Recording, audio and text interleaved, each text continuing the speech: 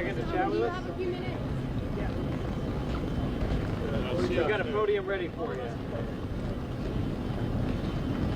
A couple of questions. I got other interviews lined up, folks. Mr. Homan, Tom Dempsey with News Nation. Can you give us an update on the crackdown in New York City of Trenday or Aqua members? That's a classic example of how collaboration between ICE and state and local law enforcement, the success of the collaboration. 27 Trenday people were indicted. I believe 6 are still outstanding. We're looking for them. But we send a strong message to Trenday. We're going to keep doing this to every TDA member, MS-13 members removed from the country. That was the first time we used RICO. The underlying offenses were sex trafficking, gun trafficking, drug trafficking, murder for hire. We seized a lot of weapons, and we rescued some victims of sex trafficking. What's specifically important to me about New York is Mayor Adams, who's getting beat up by the left for cooperating with us. Look what transpired. Look at the lives we saved in New York City, right? At the same time, you got the city council filing a lawsuit to shut down our memorandum of understanding, the executive order he signed to get us in Rikers Island. We proved yesterday what collaboration can do for the safety and security of New York. But now the city council wants to lock us out of Rikers Island, where TDA and MS-13 are housed, so we can get custody of them before they hit the streets of New York. It's just ridiculous. And of course, no city council members at the press conference yesterday, they don't want to hear the truth. This is about open borders. This is about sanctuary cities. Sanctuary cities are for criminals.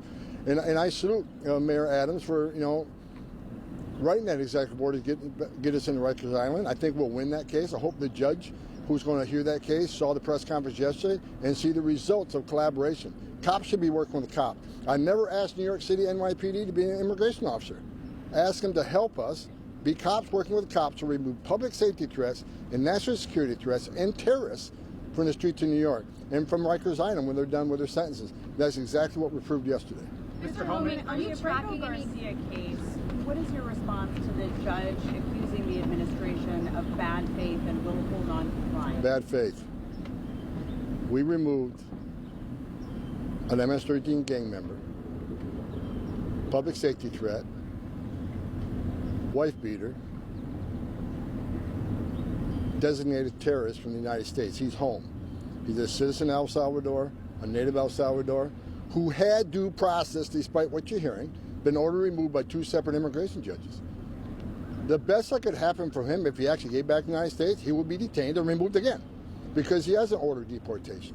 And what people don't talk about, the withholding order they keep saying was a mistake or oversight, was issued years ago under different circumstances. The gang he was afraid would attack him no longer exists. The country of El Salvador is a much safer country because of the actions of President Bukele. I don't think any court can order another nation, a sovereign nation, to take a citizen and national from their country in their custody and give them back to the U.S. Again, I'm not an attorney. I'll let DOJ argue this in court. But I think we removed the public safety threat, gang member, designated terrorists from the United States who have been ordered deported twice by a federal judge. I think I got plenty of due process. He got more due process than Laken Riley got. The administration, or the Supreme Court rather, says the administration must facilitate his return. Okay. Will the administration facilitate his return? I'll leave that out to the Department of Justice and the State Department. I think I stand by. We did the right thing for the safety and security of this country. We removed the terrorists. Just like the 2 plane loads that all of a sudden everybody's saying we violated a court order. These are 2 plane loads of terrorists that went international waters. Again, I'm not litigating the case. I'm not an attorney. I'll let DOJ handle it. But again, I think we're keeping President Trump's promise to the American people who voted him into office on #1 issue, secure the border, and remove public safety threats and national security threats. That's what we keep doing. I find it incredible that there's all this push for more due process, more process for these designated terrorists, when in fact no one asked for due process when they crossed the border. No one asked for vetting when they crossed the border. Where was all the media? Where were a lot of you all folks when 10.5 million people came to the border and you're silent? Where were a lot of these folks when they had 600% increase in sex trafficking in women and children? Where was everybody when we had 250,000 Americans dying from fentanyl that come to that open border? Where's all the anger then? Where was all the press then? But now they enter the country legally against legal process, and now they demand legal process. It's just ridiculous how this has come full circle. And I think President Trump's doing the right thing. This country's much safer today. I looked at the numbers today. We're about 68,000 illegal aliens arrested in the interior United States, a hell of a lot more than the Biden administration ever thought of doing. And a vast majority being criminal alien threats. This country's a lot safer. New York City's a lot safer today because of the operations we did up there. Arresting public safety threats and national security threats. Every time we arrest one of these people and remove them, the country gets that much safer. President Trump secured the border in a matter of 7 weeks. Today, as I'm talking to you, we had the most secure border in the history of this nation. Data proves it. He did in 7 weeks what the Biden administration couldn't or wouldn't do in 4 years.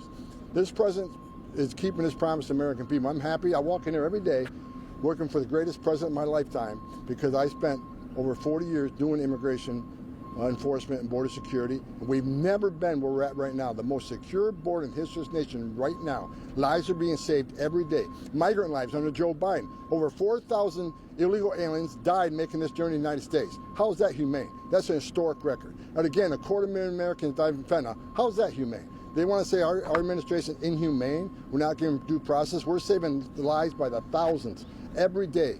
The wall. Everybody's screaming and yelling about the wall going up.